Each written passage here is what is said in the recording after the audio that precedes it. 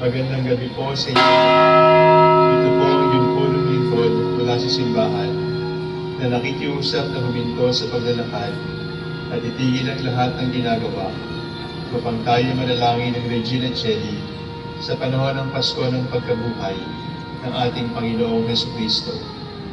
Pasalamatan natin ang Diyos sapagkat tayo ay mga anak niya. Idalangin natin ang Pangasinan, ang mahal nating lalawigan, at ang buong Pilipinas, ang perlas ng silangan. In the name of the Father, and of the Son, and of the Holy Spirit. Amen.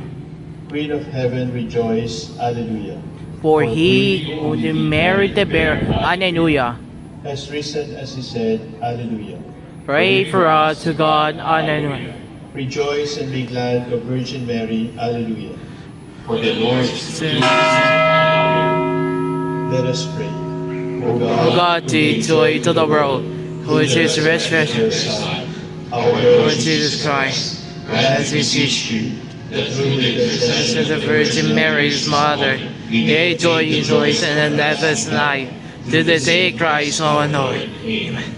Glory be to the Father, and to the Son, and to the Holy Spirit, As was at the beginning, is now, be forever. Amen.